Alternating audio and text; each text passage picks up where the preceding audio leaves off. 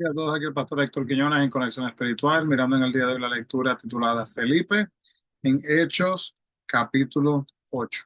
Amado Dios, gracias Padre por tu amor, tu bondad, por tu misericordia.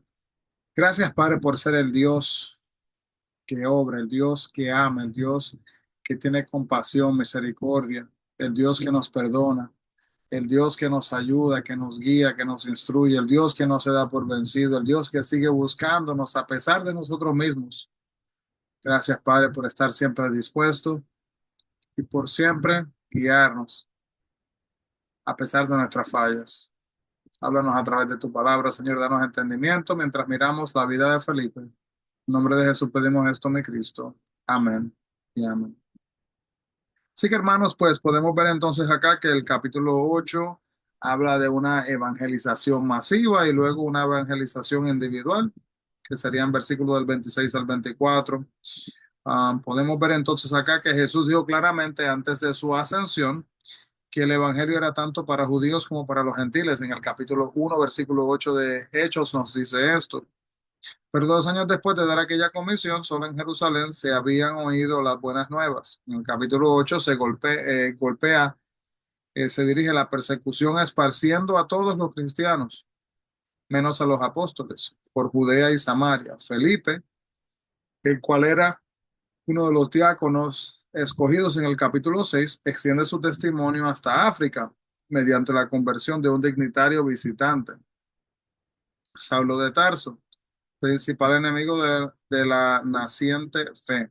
Experimenta una confrontación con el Señor resucitado en el camino de Damasco, que lo transforma de Saulo el antagonista a Pablo, el misionero de los gentiles. El capítulo 8 nos muestra que la persecución forzó entonces así a los cristianos para que salieran de Jerusalén y fueran a Judea y Samaria. Y de esa manera se cumplía la segunda parte del reciente mandato de Jesús en el capítulo 1:8. La persecución ayudó a la difusión, asimismo, del Evangelio. El sufrimiento de los creyentes traería grandes resultados para Dios. La persecución obligó a los creyentes a abandonar sus hogares en Jerusalén y a que el Evangelio fuera con ellos. A menudo debemos de sentirnos molestos antes de querer movernos, ¿verdad? A veces la incomodidad es lo que nos causa el movimiento.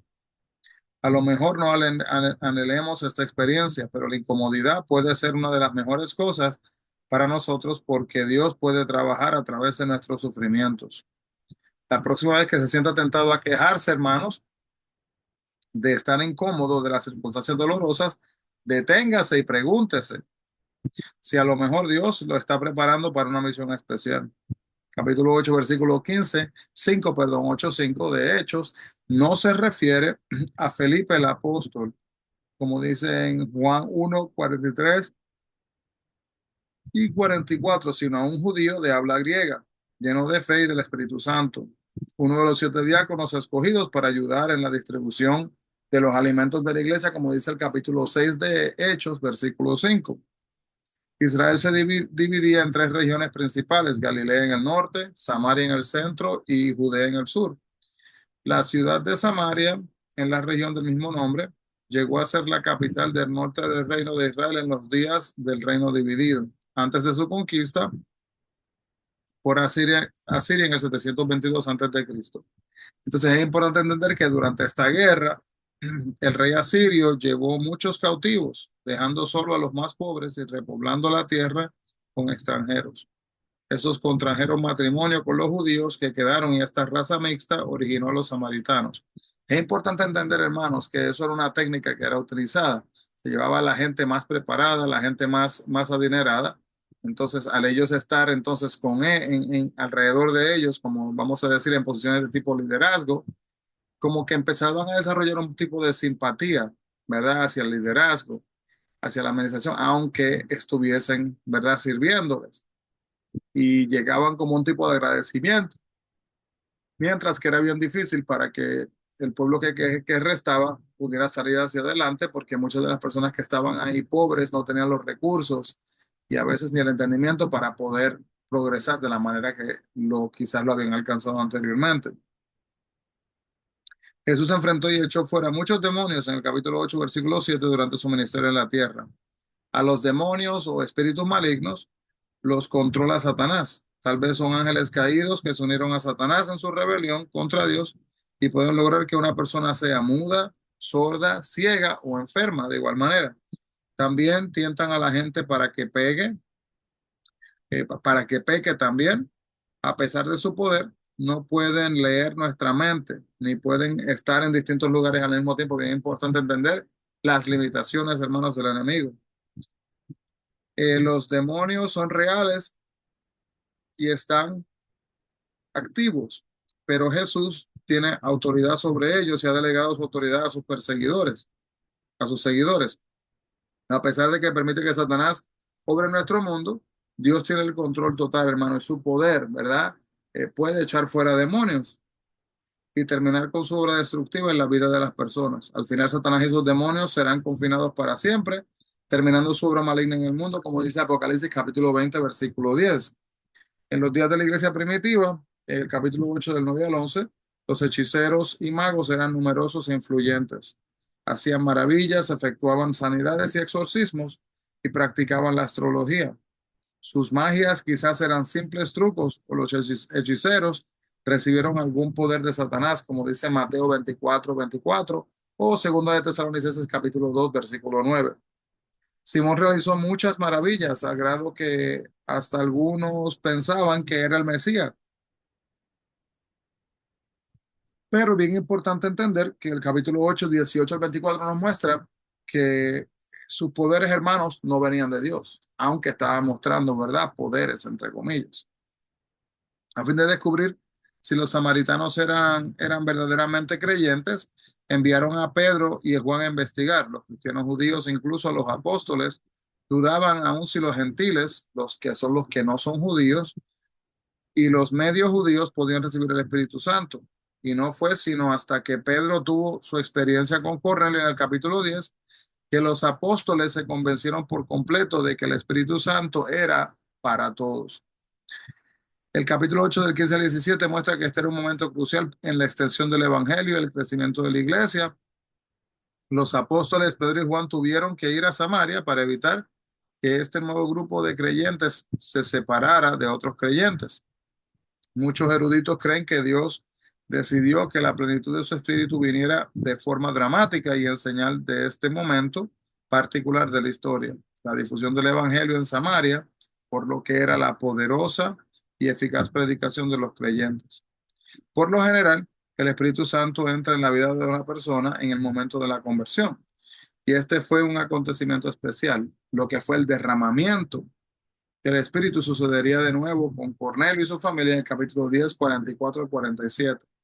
Una demostración de que los gentiles incircuncisos podían recibir el Evangelio. El capítulo 8 del 18 al 23 nos muestra una parte del versículo que dice que todo tiene su precio. Parece ser cierto en nuestro mundo de sobornos, riqueza y materialismo. Simón pensó que podía comprar el poder del Espíritu Santo, pero Pedro lo que hizo fue que lo censuró con dureza. La única manera de recibir al Espíritu Santo es hacer lo que Pedro dijo a Simón: arrepentirse del pecado, pedir perdón a Dios y ser lleno con su Espíritu. Ninguna cantidad de dinero puede comprar la salvación. El perdón, hermanos, del pecado ni el poder de Dios que se obtienen mediante el arrepentimiento y la fe de Cristo como Señor y Salvador, ¿verdad? Pueden ser comprados, ni pueden ser vendidos tampoco. Podemos ver también que podemos aprender en el capítulo 8, 24, una lección de Simón y su reacción a la censura de Pedro, cuando exclamó diciendo: rogad vosotros al Señor. Si usted lo reprenden, es un error grave, es para su bien. Vamos a meter nuestra falta, arrepentirnos de inmediato y vamos a pedir oración si lo necesitamos. El ministerio de Felipe con las grandes multitudes en Samaria era de éxito. Es el capítulo 8 del 5 al 8. Sin embargo, obedientemente dejó ese ministerio para ir a un camino desértico. Debido a que Felipe fue a donde Dios lo envió, Etiopía se abrió al Evangelio. Etiopía, hermanos, en el capítulo 8:27 se encuentra en África, para los que no lo saben, al sur de Egipto. Es obvio que el eunuco estaba muy dedicado a Dios porque recorrió una gran distancia para adorar en Jerusalén. Y durante estos tiempos, ¿verdad? En las épocas pasadas, los judíos tuvieron contacto con Etiopía, conocida como en aquellos tiempos como Cus. Así que si ve que dice Cus, se está refiriendo a Etiopía. Salmo 68:31, en Jeremías 38:7 también. De manera que este hombre quizás era un gentil convertido al judaísmo. Y como estaba sobre los tesoros de Etiopía, su conversión le permitió llevar el cristianismo hasta las estructuras de poder de otro gobierno. Y este es el comienzo del testimonio y hasta lo último de la tierra, capítulo 1 versículo 8, que podemos ver estas profecías, ¿verdad? En Isaías 56 del 3 al 5 sobre, cuando habla sobre los extranjeros, también los eunucos. Felipe halló al etíope leyendo las escrituras y aprovechó esa oportunidad para explicarle el evangelio, preguntándole si entendía lo que leía. Y Felipe, dependiendo de la dirección del Espíritu, también empezó el diálogo desde donde el hombre estaba, inmerso en las profecías de Isaías, y también explicó cómo Jesucristo cumplió las profecías de Isaías. Cuando anunciamos el evangelio debiéramos, ¿verdad? Asimismo, empezar donde la otra persona está concentrada. Luego podemos relacionar el evangelio con esas preocupaciones, haciendo una conexión directa, ¿verdad? Con lo que las personas se están enfocando. El eunuco pidió a Felipe que le explicara un pasaje de las escrituras que no entendía. Es importante, veremos que cuando no entendamos un pasaje de la escritura, que busquemos a alguien que nos lo explique, que le clamemos a Dios para que nos dé entendimiento, pero con mucha cautela, que algunas veces, hermanos, sale la gente con esta idea de, ay, que tengo una revelación de algo nuevo que Dios me mostró. Y esa revelación, entre comillas, ¿verdad? Es algo que puede ser a veces hasta antibíblico. Así que hay que tener cuidado, ojo con eso. Algunos piensan que el Antiguo Testamento no tiene relevancia hoy día, como dice el capítulo 8:35, nos muestra esto, pero Felipe guió a este hombre a la fe en Jesucristo usando las escrituras del Antiguo Testamento. A Jesucristo lo hallamos tanto en estas páginas del Antiguo Testamento como en las del Nuevo Testamento. Y toda la palabra de Dios, hermano, tiene aplicación a cada persona de todas las épocas. El bautismo, capítulo 8:38, es una señal de identificación con Cristo y su comunidad. Sin embargo, no hubo testigos alrededor de Felipe. Lo importante era que el eunuco se bautizara. Y el capítulo 8, 39 y 40, ¿por qué el Espíritu transportó de repente a Felipe a una ciudad diferente? Esta señal milagrosa mostró la urgencia de llevar a los gentiles a creer en Cristo. Azoto era una de las antiguas capitales de Filistea. Tal vez Felipe vivió en Cesarea los siguientes 20 años, como dice el capítulo 21, versículo 8. Así que, hermanos, Dios le puso donde tenía que estar porque tenía la actitud correcta y Dios estuvo dispuesto a encontrarse con él. ¿Tiene usted la actitud correcta? ¿Tengo yo la actitud correcta? ¿Estamos en el lugar donde Dios quiere que estemos? Si la respuesta es no, Dios quiere ayudarnos, quiere dirigirnos y llevarnos al lugar donde Él desea que estemos para usarnos para su gloria. Amado Dios, gracias, Padre, por tu palabra, por el recordatorio, Señor, de mantenernos conectados contigo. El recordatorio, Padre, de no echar ni pasar por alto tu palabra.